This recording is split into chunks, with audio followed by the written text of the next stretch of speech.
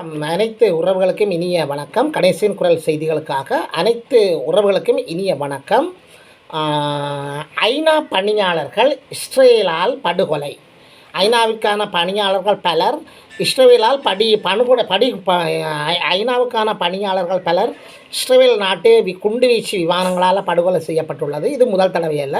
இதற்கு முன்னாலும் பல தன்னார்வ தொண்டர்கள், பொது அமைப்புகள், ஐசிஆர் அமைப்புகள், பல்வேறு அதாவது யுத்தத்தை கண்காணிக்கின்ற பொது அமைப்புகள், பல்வேறு தரப்பினர் இதற்கு முன்னரும் காசாவில் பலர் கொல்லப்பட்டிருக்கின்றார்கள். இதெல்லாம் மூடி மறைத்து கண் துடைப்பாக செய்யப்பட்டிருக்கிறது. ஏனென்று சொன்னால் செய்கிறவரே அப்பா தானே. அப்பா செய்தால் குருக்கள் ஏதோ ஒன்று செய்தால் குற்றமில்லை என்று சொல்வார்கள். இஸ்ரேல் அமெரிக்கா ரெண்டும் இணைந்து தான் இந்த யுத்தத்தை நடத்தி கொண்டிருக்கின்றன. இவர்கள் செய்கிறது குற்றமாக பார்க்கக்கூடாது. அது கூடாத பழக்கம். உங்களுக்கு தெரியும் தானே, அது கூடாத பழக்கம். அதை செய்தால் அது அதை நீங்கள் பெருசாக எடுக்கக்கூடாது. அது நார்மல் விஷயம்.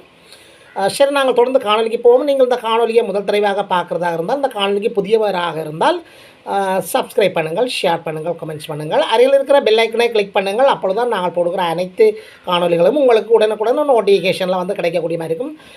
நாங்கள் இப்போ பார்ப்போம். இப்போ நீண்ட காலமாக ஒரு வருடத்துக்கு மேலாக, ஒரு வருடத்துக்கு கிட்டத்தட்ட ஒரு வருடத்துக்கு கிட்டுமுட்டாக இஸ்ரேலால் காசாவில் இன அழிப்பு செய்யப்பட்டு கொண்டிருக்கிறது. அங்கே நிறைய கட்டடங்கள், நூற்றுக்கணக்கான இல்லை ஆயிரக்கணக்கான கட்டடங்கள், ஆயிரக்கணக்கான பொதுமக்கள் எல்லாம் அழிக்கப்பட்டிருக்கிறார்கள். நிலம் கபலீகரம் செய்யப்பட்டிருக்கிறது. அந்த மக்கள் அந்த வாழ்விடங்களை விட்டு ஓடிக்கொண்டிருக்கிறார்கள். அந்த தேசங்களை இஸ்ரேல் கைப்பற்றி கொண்டிருக்கிறது. மிக கொடூரமான ஒரு யுத்தத்தை இஸ்ரேல் செய்து கொண்டிருக்கிறது.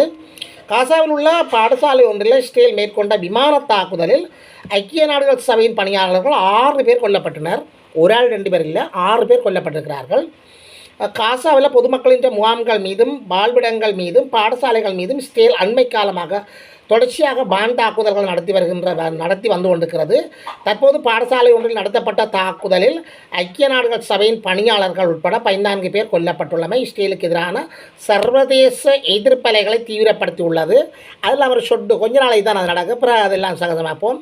இப்போ இந்த சர்வதேச நாடுகளைச் சேர்ந்த ஐநா பணியாளர்கள் கொல்லப்பட்டபடியாக தான் இது தெரியும். இல்லையென்றால் அந்த பாடசாலைக்கு நூற்றுக்கணக்கான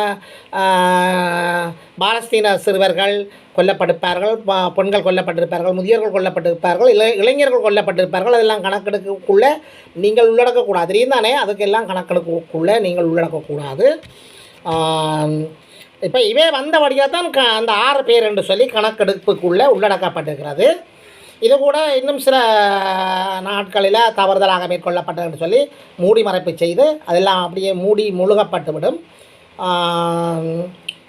இருந்தாலும் இந்த ஐநா சபையின் தற்போதைய செயலாளர் கொஞ்சம் கடுமையான ஆள். அவர் யார் பிழை செய்தாலும் அந்த பிள்ளையை தட்டி கேட்குற அந்த மனநிலையில் உள்ளவர். இப்படியான ஆட்கள் தான் ஐநா சபைக்கு வரணும். ஆனால் ஐநா சபைக்கு வருகின்ற பலர் அமெரிக்கா போன்ற நாடுகள், இந்த மேற்குலக நாடுகள் என்ற செல்ல பிள்ளைகளாக அவர்கள் செய்கின்றதை சரியென்று சொல்லி தலையாட்டுகின்ற பொம்மைகளாகத்தான் இருக்கின்றார்கள். ஆனால் இப்போ இருக்கின்ற அந்த ஐநா சபைக்கான செயலாளர் ஆண்டனியோ குட்ரஸ் என்றவர் கொஞ்சம் நேர்மையானவர், நேர்கொண்ட பாதையில் செல்கின்றவர்.